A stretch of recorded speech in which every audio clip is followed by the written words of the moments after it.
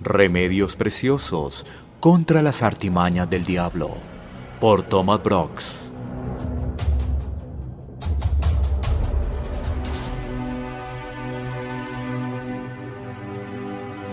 En este capítulo vamos a tratar con dos formas de cómo Satanás procura desviar al creyente hacia el pecado. Una manera es haciéndolo sumamente atractivo y otra es persuadiendo a los creyentes de que sus pecados son muy pequeños y sin importancia. Primero, el diablo engaña a los creyentes haciendo el pecado algo atractivo, natural y de apariencia normal y aceptable. El pecado casi siempre se disfraza con esta apariencia. Quizás muchos creyentes se fijen demasiado en su propia apariencia, su vestido, sus pertenencias, su imagen. El diablo les dice que esto no es el orgullo, que es algo normal, que todos lo hacen. Quizás algunos creyentes son codiciosos y Satanás les susurra que es lo justo, que es normal, que consigan y atesoren todo lo que puedan. Todo el mundo lo hace. Quizás una persona tenga la tentación de tomar. Entonces el diablo le dirá que no es pecado emborracharse. Sencillamente le dirá que es una diversión sana, una forma de convivencia y de ser amistoso con los demás. Después les dirá que lo merecen y hará que el vicio aparezca sumamente atractivo, añadiéndole una posición social, un prestigio, mujeres hermosas, éxito, simpatía. Cuando Satanás trata de seducirnos en esta forma, hay que recordar 4 hechos importantes. Primero, el pecado no es menos vil y abominable cuando es presentado en una forma más atractiva. Al diablo le gusta esconder la verdad acerca del pecado. El Nuevo Testamento dice que el diablo puede aparecerse como un ángel de luz. Segunda de Corintios 11:14. Que el lobo puede disfrazarse con piel de oveja, pero Satanás y el pecado seguirán siendo Satanás y el pecado, no importa cómo se disfracen. Segundo, entre más atractivo que se presenta el pecado, resulta más peligroso. El veneno más peligroso se encuentra frecuentemente en las flores más bonitas. A menudo, la ropa más costosa es usada para cubrir los cuerpos más indignos y el cuerpo más perfecto cubre el alma más vil. Del mismo modo, los nombres más sofisticados y los títulos más elevados son usados para hablar de los vicios más horribles y de los pecados más abominables. Tercero, es necesario que veamos el pecado tal como lo veremos en el día del juicio. Ese día, todos verán la verdadera cara del pecado. Cuando todos los pueblos estén reunidos ante el gran juez del universo, entonces apreciará la pecaminosidad del pecado. En ese momento, el pecado será desenmascarado y será despojado de su atractiva vestimenta. Aparecerá más sucio y más vil que el infierno mismo. Lo que antes parecía hermoso y codiciable se manifestará feo y repugnante. La Biblia describe el pecado comparándolo con varias cosas: el vómito de un perro, una llaga podrida, la lepra, el estiércol, la espuma del mar. También compara los pecadores con los puercos que se revuelcan en el cieno, bestias brutas, animales irracionales, fieras ondas del mar, estrellas errantes, árboles desarraigados.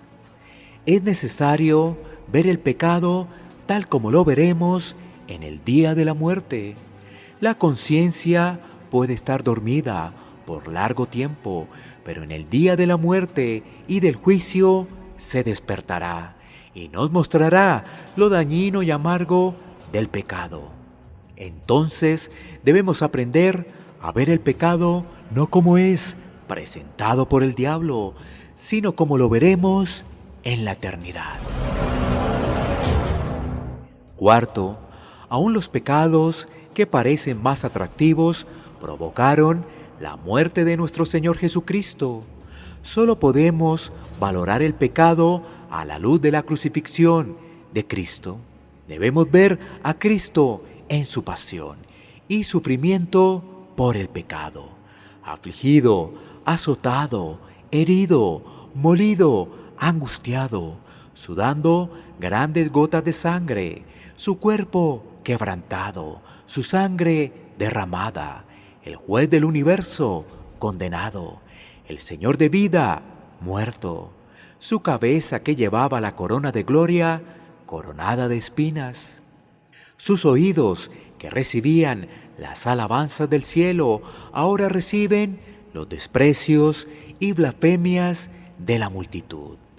La cara más hermosa que la de los hijos de los hombres ahora es escupida y desfigurada. Las manos que sostenían el cetro ahora son clavadas en una cruz.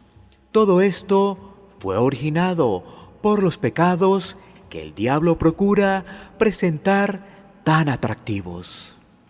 Cuando los creyentes vean a Cristo sufriendo y muriendo por el pecado, se dan cuenta que tan malo es y le vuelven la espalda y pelean en su contra.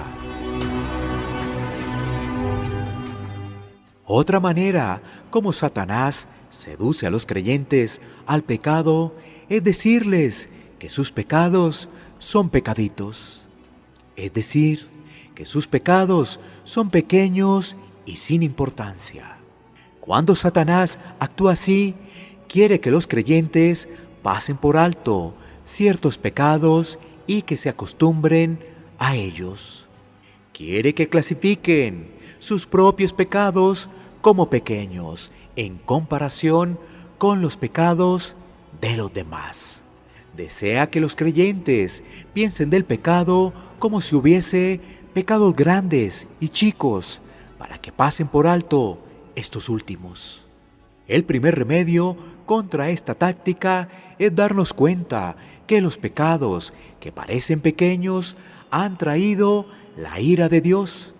Aún el pecado más pequeño es una transgresión contra la santa ley de Dios. Los pecados que parecen pequeños son ofensas contra la gloria y la bondad de Dios. Un solo pecado arruinó a toda la raza humana. Por pecados que a los hombres parecen pequeños, Dios derramó el infierno sobre Sodoma y Gomorra. Segundo, los pecados pequeños inevitablemente conducen a pecados mayores. El pecado se esparce en la vida de uno poco a poco. Los que continúan viviendo en pecados pequeños terminan viviendo completamente en pecado. Cuando cometemos un solo pecado, nunca sabemos hasta qué punto nos llevará. El rey David comenzó deseando a Betsabé y terminó adulterando y asesinando a Urías Eteo, su marido. Los que comienzan con pequeños pecados no pueden detenerse y normalmente terminan en grandes pecados. Tercero, es algo triste alejarse de Dios debido a un pecado pequeño. Podemos decir que entre menos fuerte sea la tentación, más grande es el pecado. Los pecados más pequeños deberían ser los más fáciles de evitar. Cuando uno es tentado en una cosa pequeña y cede, demuestra qué tan malo es. Indica que uno prefiere gozar un poco del pecado que gozarse de Dios. Cuando nos disgustamos con un amigo acerca de una cosa pequeña, esto demuestra nuestra necedad y nuestra falta de humildad. Del mismo modo, es necio y malo pecar contra Dios y alejarnos de Él por un pecado pequeño. Cuarto, frecuentemente hay un peligro enorme en el pecado más pequeño. Los pecados pequeños pueden influirnos por largos periodos de tiempo hasta que nos hacen mucho daño.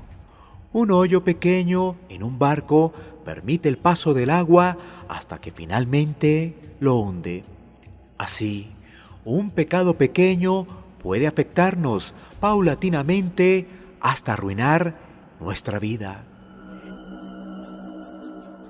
Quinto, a lo largo de la historia, los creyentes han escogido sufrir los peores tormentos que participar de los pecados pequeños.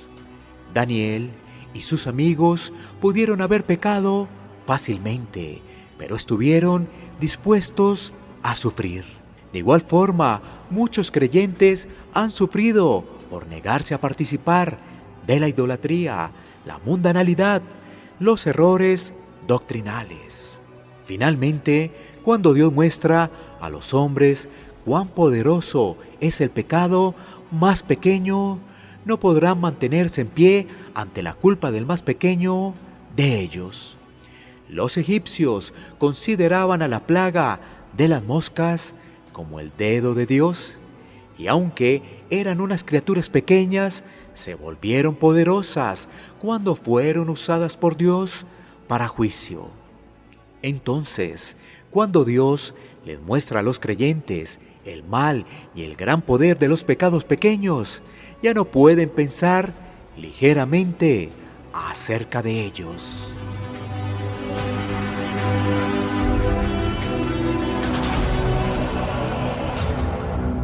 Remedios preciosos contra las artimañas del diablo, por Thomas Brooks.